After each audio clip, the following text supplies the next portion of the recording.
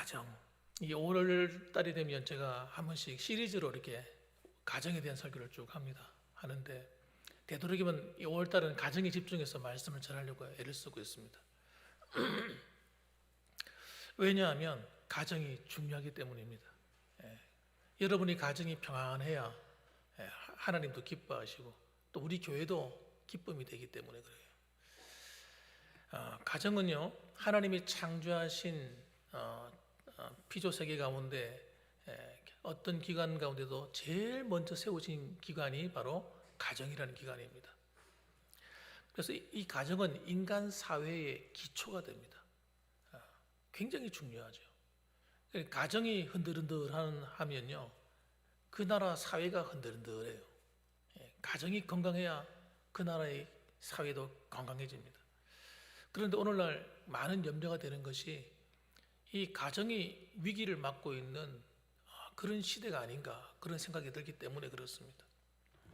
오늘 본문의 말씀도 가만히 보게 되면요, 이 4장 1절 말씀 보게 되면 그러나 성령이 밝히 말씀하시되, 이 성령께서 이 사도 바울에게 가르쳐 주시는 거예요. 이 마지막 때가 되면 어떤 일이 벌어지는가, 그러면서 하는 이야기가 기가 막힌 말씀을 저는 얘기합니다. 어떤 사람들이 믿음에서 떠나, 이렇게 말합니다. 믿음에서 떠나서 산다는 거예요. 이런 몸이 물론 교회에서 떠나서 생활하는 것도 있겠지만 이 교회를 다니면서도 믿음에서 떠날 수가 얼마든지 있습니다. 왜 그런 일이 벌어집니까? 왜 그런 일이 벌어질까요? 이유가 있습니다. 잘못된 가르침을 따르기 때문에 그렇습니다. 여기서는 뭐라고 말하냐면 이렇게 말합니다. 사람들이 믿음에서 떠나 미혹하는 영과 그리고 귀신들의 가르침을 따르려 하셨으니, 미혹하는 영, 귀신들의 가르침을 따른다는 거예요. 잘못된 사상, 잘못된 가르침, 잘못된 신앙, 이단적인 것, 여러 가지가 복합적인 게 들어있는 겁니다. 어쨌든 그 배후에는 뭐가 있는 거예요? 악한 영들, 미혹하는 영들이 그 뒤에 있다는 거예요. 그래서 여러분, 잘못된 이 가르침과 사상들이 사람 속에 들어와서 어떻게 해요? 우리를 타락시키는 거예요. 정확하게 말하면 가정을 타락시켜 버리는 거예요.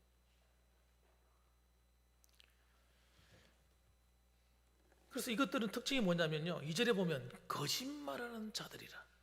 이 거짓이에요. 거짓. 진짜가 아니고 참이 아닌 겁니다. 진실하지 않은 거예요. 그래서 이 세상의 미디어, 영화, 뭐 여러 가지 이런 방송을 들으면요, 전부 다 참이 아닌 걸 가르칩니다. 드라마 이런 거 보면요, 왜 가정이 잘 깨어지느냐? 그 중에 첫 번째가 뭐냐 그러면 이 성적인 문제예요. 성적인 타락. 성적인 타락. 남자와 여자가 가정 안에서 행복을 누리고 사랑을 누리고 살아야 가장 편안하고 안전합니다. 그런데 남자가 여자가 바람이 나가지고 살아가거나 그럼 어떻게 됩니까? 그 가정에는 풍파가 일어나가지고 그냥 다 무너지고 마는 겁니다. 그런 훈련들을 언제 배웁니까? 청년 시기에 그걸 가르치고 배운단 말이에요. 예? 그 젊은 아이들이 이런 성적인 데 빠져 살아가는 아이들이 굉장히 많습니다. 여러분, 불과 한 20-30년만 하더라도 여러분, 혼전 동거 이런 건 상상도 못하는 일이었어요. 간혹가다 그런 사람이 있었습니다만 정상적이지 않은 사람들이 주로 그렇게 살아간다고 여겼습니다. 이제는 여러분, 그런 걸 자연스럽게 하도록 영화를 통해서 자꾸 가르쳐 주는 거예요. 실제로 그렇지 않음에도 불구하고 마치 그것이 진짜 자연스럽게 보편적인 것처럼 가르칩니다. 잘못된 거죠. 이런 잘못된 가르침이 거짓말하는 자들에 의해서 사람들이 자꾸 듣다 보면 자기도 모르게 그게 길들여지는 거예요. 그래서 맞다고 생각하는 겁니다. 그래서 심지어는 3절도 보세요. 혼인을 금하고, 이런 혼인을 금하고. 야, 참 마지막 때가 되면요, 결혼을 안 한다는 거예요. 왜 안 합니까? 전부 다 이기적인 마음이 그 속에 다 있는 겁니다. 편하니까. 가정을 이루어가지고 아이를 낳고 애 키우고 너무 힘들다는 거예요. 너무 귀찮다. 여자는 남자에 속해 살아야 되고, 또 남자들은 여자들이 하는 잔소리 들어가며 살아야 되고, 야 귀찮아 죽겠어. 그냥 좀 편하게 살자. 그래서 여러분, 그냥 결혼도 안 하고 사는 게 좋다는 거예요. 그 사상이 여러분 굉장히 위험한 사상인 겁니다. 잘못된 가르침인 거예요. 그런데 안타깝게도 여러분, 전 세계에서 가장 결혼을 안 하는 나라가 어느 나라라고요? OECD 국가 하면 제일 그래서 잘 사는 선진 국가들이 모인 그런 국가들 아닙니까? 그 중에서 1등이 우리나라입니다. 뭐가 잘못돼도 한참 잘못된 거예요. 그래도 우리는 잘 못 느낍니다. 그것이 문제라고 생각하지 않습니다.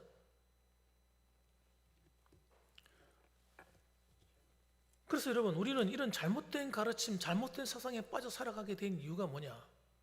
그들이 하나님을 버리고 하나님 뜻대로 순종하지 않는 거예요.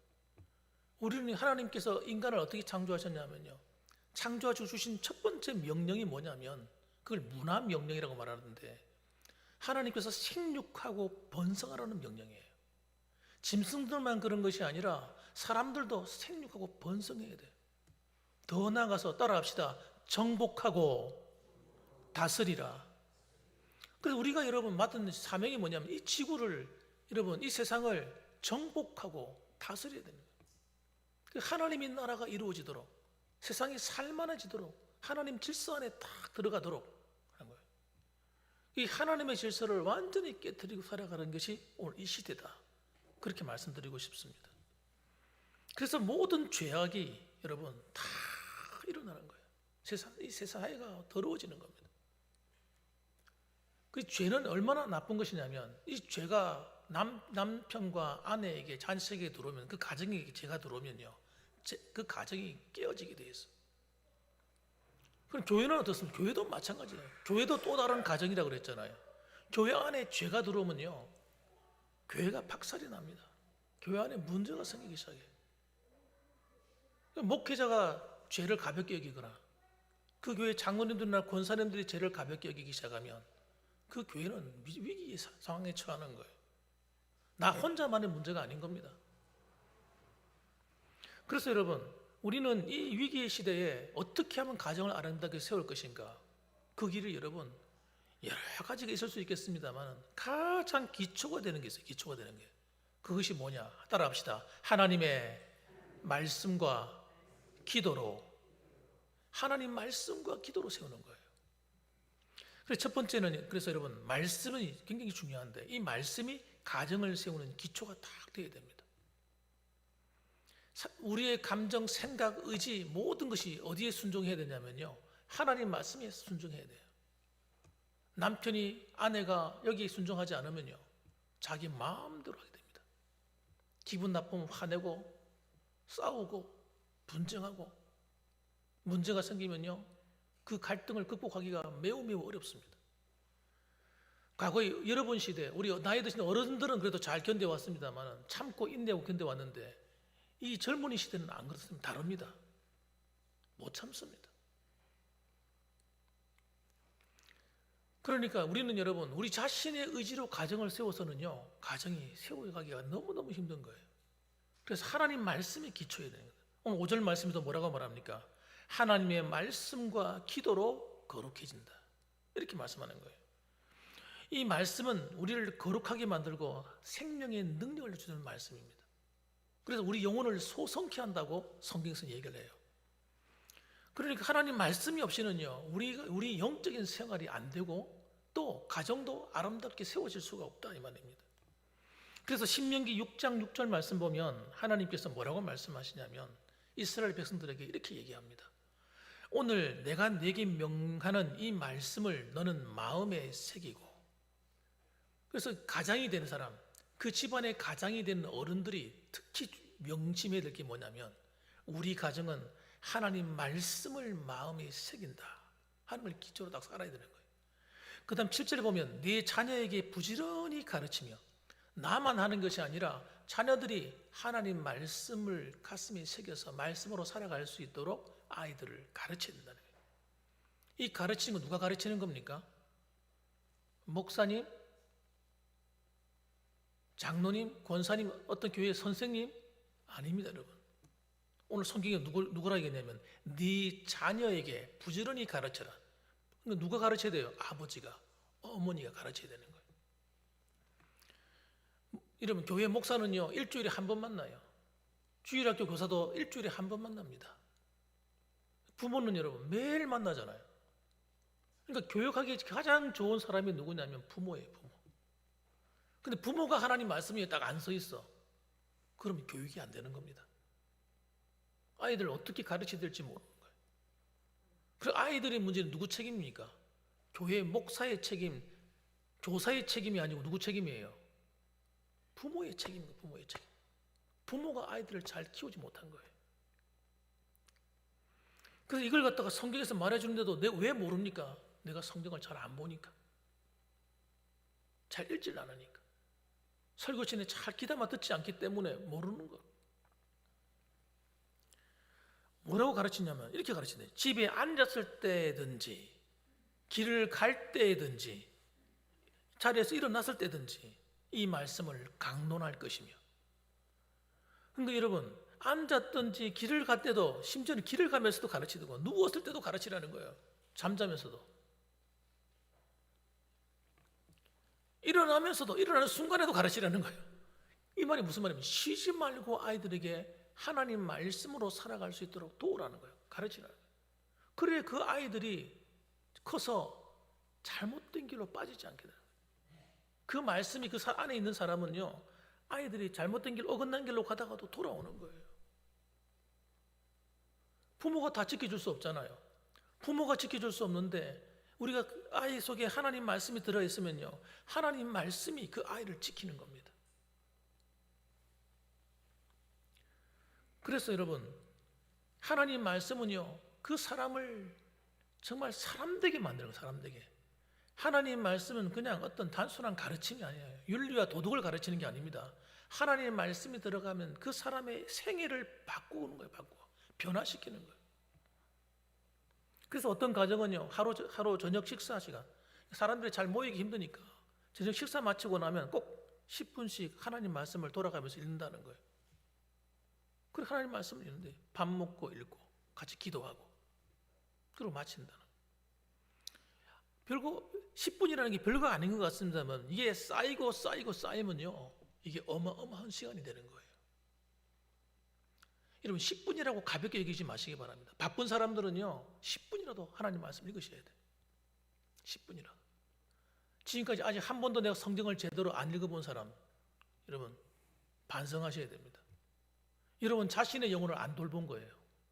그런 분들은 어떻게 해야 돼요? 오늘 이 시간부터 시작해서 내가 하나님 말씀을 내가 읽겠다 결심을 해야 돼요. 왜 결심을 해야 되냐? 사람은요 결심하지 않고 그냥 머리 생각만 하면요 금방 잊어버립니다. 결심을 해야 돼요. 그래서 신앙은요 결심하고 결단을 내리는 성도가 되셔야 됩니다. 돌아가서 성경 말씀 읽자 하고 둘이서 부부가 앉아가지고 같이 돌아가면 읽는 거예요. 같이. 혼자 읽으면 힘드니까. 그리고 시작할 때 기도로 시작하고 마칠 때 기도로 마치고. 그러면 그 가정의 주인이 누구예요? 주님이 주인 되셔가지고 그 가정을 지키고 보호하시고 함께 해주시는 거예요. 서울에 사는 한 가장 이야기입니다. 이 분이 교회를 안 다니시는 분이에요. 근데 아내는 교회를 다니고 이분이 직장 생활을 하는데 직장 생활이 스트레스인 거예요. 이 만만치 않은 겁니다. 너무 힘들어. 또 그러다 보니까 직장에 신경 쓰다 보니까 신경이 날카로워지고 힘들다 보니까 집에 들어오면 뭐 하고 싶어요? 그냥 쉬고 싶은 거예요. 그러다 보니까 아이들을 하고 뭐 대화를 한다든가 아내하고 대화를 한다든가 이런 시간이 자꾸 줄어드는 거예요. 줄어들고 그리고 무관심하게 되고 그리고 성격이 거칠어지는 거예요.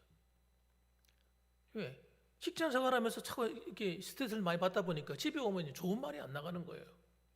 자꾸 무뚝뚝하게 그냥 거친 말이 나가고 그러니까 아내하고 다투게 되고 자녀들한테도 좋은 관계가 되지 않다 보니까 아이들이 아버지를 스스로 피하기 시작하고 그러니까 뭔가 이상하잖아요.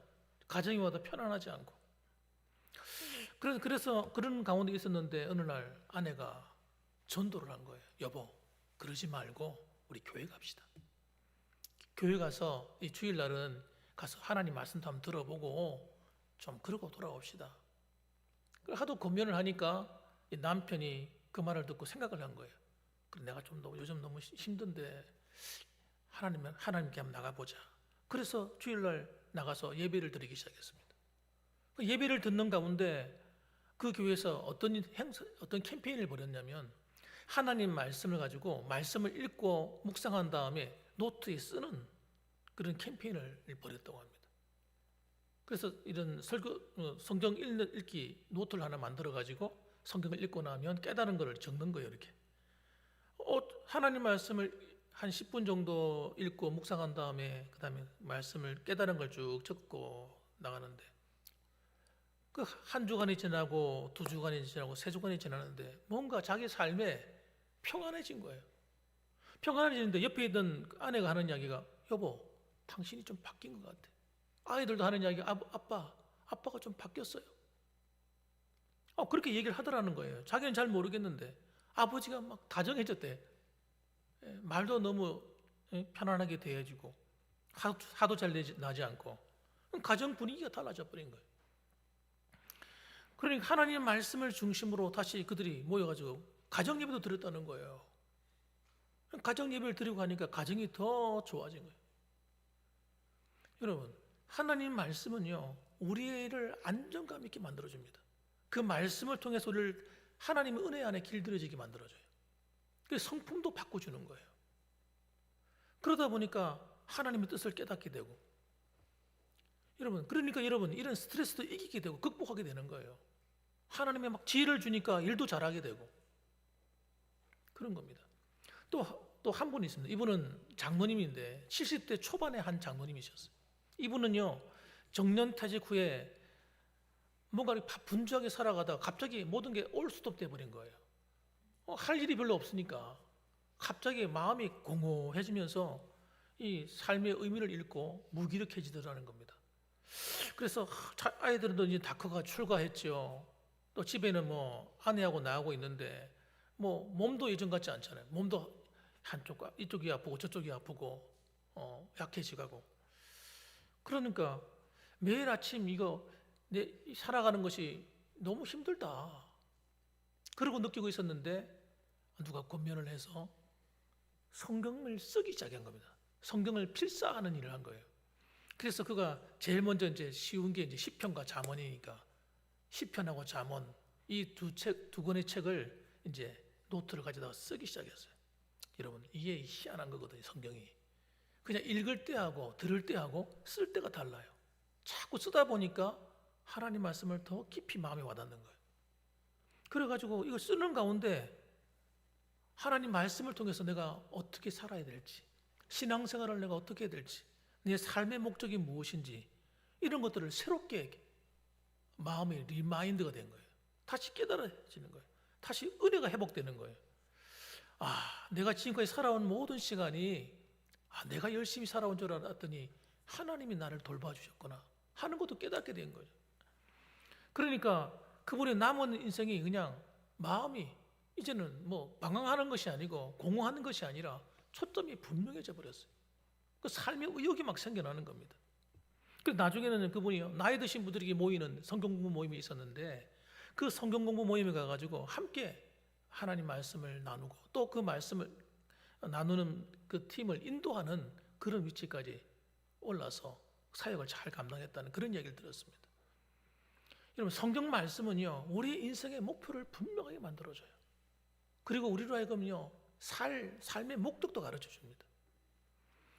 그러니까 이 하나님 말씀은요 모든 것에 유익한 거예요.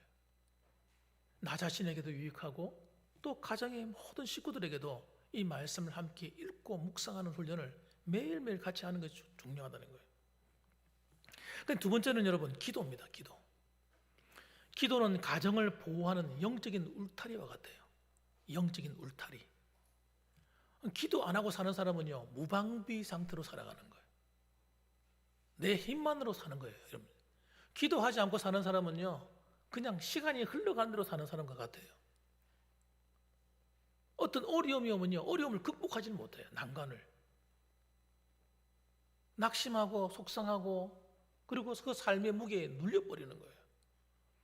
기도 없이 산다고 하는 것은, 신앙생활 한다는 것은요, 매우 내가 손실이 큰 겁니다. 그래서 기도를 갖다가 오래 하는 것도 중요하고 짧게 하는 것도 중요하고 길게 하는 것도 중요한데, 어떤 모양의 기도든지 간에 여러분, 하나님과 대화하는 시간을 반드시 가져야 됩니다. 그래서 빌립보서 4장 6절 말씀 보면 하나님께서 뭐라고 말씀하시냐면, 아무것도 염려하지 말고 다만 모든 일에 기도와 간구로, 이렇게 말하는 거예요. 모든 일을 기도로서, 간구로서 풀어나가라 이거예요.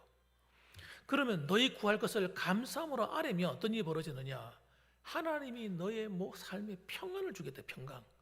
그래서 7절 말씀은, 그리하면 모든 지각에 뛰어난 하나님의 평강이 그리스도 예수 안에서 너희 마음과 생각을 지키시리라.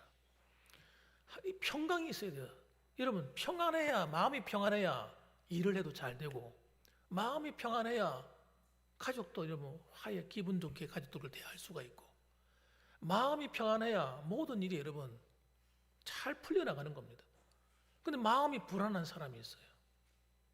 늘 마음이 염려가 되고 걱정이 되고 근심이 있고 마음이 편하지 않고, 이런 사람들은 여러분 누가 툭 건드려도 화가 팍 나는 거예요. 자기 마음이 컨트롤이 안 되는, 평안이 없기 때문에. 무슨 일을 하려고 하면요, 어떻게 스트레스인 거예요. 왜? 자기 힘으로 하려고 하니까. 기쁘지 않는 거예요. 기쁘지 않는 거예요. 하나님께서 기도할 때 염려하지 말고 하나님께 기도만 하면 하나님이 다 풀어주겠다는 거예요. 그래서 그 증거가 하나님 평안으로 다가온다는 거예요. 이 평안이 없으면요, 우리는 못 삽니다. 살아갈 수 없어요. 기쁨을 다 빼앗기기 때문에. 혹시 여러분 가운데 마음이 불안한 사람이 있습니까? 마음에 뭔가 근심이 늘, 마음이 하나 얹혀 있는 것처럼 마음이 불편한 분들 계십니까? 무슨 일을 해도 마음이 평안하지 않은 분들, 그런 분들은 하나님께 기도하셔야 돼요. 그 문제를 가지고 말씀을 읽고 기도하면요, 하나님께서 그것을 어떻게 평안으로 다 바꾸는 그런 놀라운 역사가 일어난다는 사실을 믿으시기 바랍니다. 그래서 여러분 기도하는 거예요. 그러면요, 문제가 있어도 걱정할 게 하나도 없어요. 왜? 하나님 풀어줄 거니까. 몸이 좀 아파도 괜찮아요. 하나님이 다 해결해 줄 거니까. 자녀들의 문제 걱정하지 마세요. 하나님이 알아서 다 해주신다니까. 그래서 가정 안에는 이런 기도하지 않기 때문에 여러분 뭐가 생기느냐? 갈등 구조가 만들어져요. 갈등 구조. 사람의 이 마음이라는 것은 희한합니다. 상대방이 나를 위해서 기도해 준다는 것은 말을 하지 않아도 기도만 해주면요, 그 사람 관계가요, 좋은 관계가 됩니다. 좋은 관계가 돼요. 여러분, 기도해주면 나도 그 사람에 대한 마음이 가고 상대방도 그걸 느낀단 말이에요. 기도를 하지 않게 되면요, 어떤 일이 벌어지냐면 서로 간에 마음이 불편해지고 오해가 되고 문제가 생길 수도 있는 거예요. 그러니까 남편과 아내가 서로 기도해주는 구조가 돼야 돼요. 가정에서 남편이 아내를 위해서 기도해주고 아내가 남편을 위해서 기도하는 이것이 생활화 되셔야 돼요. 그럼 부부 관계가 때로는 삐끗삐끗할 때도 있지만 아름답게 서로가 또다시 하나가 되는 겁니다. 부모가 자식을 위해서 늘 기도를 해주면 아이들이 느껴요. 부모가 나를 위해서 기도하고 있구나. 그럼 자녀들이 부모를 위해서 기도하면 부모가 느끼는 거예요. 이 아이들이 나를 위해서 기도해주고 있네. 이 기도가 오면요, 어떤 문제도 다 이겨낼 수 있어요. 다 이겨낼 수 있습니다. 고3 자녀가 있는 그 경기도의 한 집사님 이야기인데, 이 집사님이 고3 자녀 때문에 영 긴장이 되는 거예요. 이 고3이 하나가 있으면요, 온 집안이 난리거든요. 마음 공부하는데 막 신경질 내면 그 마음 다 이렇게 받아주고 공부할 수 있도록 도와주고 이렇게 한다고 부모들도 신경 쓰이는 겁니다. 특별히 이 자녀가 정서적으로 굉장히 불안정했대요. 불안정하고 우울감도 느끼고 막 힘들어하고 이러는 거예요. 모의고사 시험을 쳤는데 성적도 들쭉날쭉 일정하지가 않고 어떨 때는 잘 나왔다가 어떨 때는 아예 안 나왔다가 막 이러니까 더 마음이 불편한 거지. 어머니가 그래서 이 아이를 위해서 매일 새벽 기도를 갔다는 거예요. 새벽 기도. 내 기도해야 되겠다. 그래서 이 아이의 이름을 부르면서 매 새벽마다 기도하는 거예요. 하나님, 우리 애 아시죠? 우리 땡땡이 하나님께서 기억해 주시고 새벽마다 기도하는 거예요. 그리고 집에서 자녀가 등교하기 전에 이 아이가 마음이 불안해하니까 아이를 안고 머리 손을 얹고 기도해 주는 거예요. 엄마가 하나님 아버지 이 딸을 불쌍히 여겨주시고 아이가 지혜와 총명을 주셔서 이 공부 고3 시기를 잘 극복할 수 있도록 도와달라고 손을 얹고 기도해주고 그런데 그렇게 기도를 받고 가는 아이가요 마음이 평안한 거예요. 희한하게도 학교에서 공부를 하는데 공부할 때 집중도 잘 되고 하나님이 그 아이를 붙들고 있는 게 부모도 느끼고 아이도 느끼는 거예요. 그래가지고 이제 수능을 치르게 되고 그리고 원하는 대학에 합격하게 됐답니다. 여러분 그러면 그 아이가 하는 말이 있어요. 뭐라고 말하냐 이렇게 얘기합니다. 엄마 내가 엄마 기도 덕분에 내가 흔들리지 않고 마음이 평안해서 시험도 잘 쳤어. 공부도 잘할 수 있었어. 고마워. 그렇게 얘기를 하더라는 거예요. 여러분 그러니까 기도로서 서로가 어렵고 힘들 때 도와주고 품어줄 때 여러분 그 아이들도 부모의 사랑을 느끼고 또 더 안정감을 느꼈다는 거예요. 또 80세가 넘은 그 권사님 이야기도 들려드리겠습니다. 이분은요 무릎이 관절염 때문에 많이 힘들었대요. 이 관절염 때문에 외출하기도 힘든 거예요. 걸어 다니니까 아프고 하니까 다닐 수가 없어요. 그럼 매일 아침 식탁 앞에서 그러니까 가족 사진을 이렇게 쭉 놓고 자기가 할 수 있는 일이 없으니까 그 시간에 아이들을 위해서 기도해 줘야 되겠다 싶으더랍니다. 그래서 가족 사진을 딱 놓고는 자녀들을 위해서 기도하고 손주들의 이름을 불러가면서 하나하나 부르며 기도하겠다 시작했대요.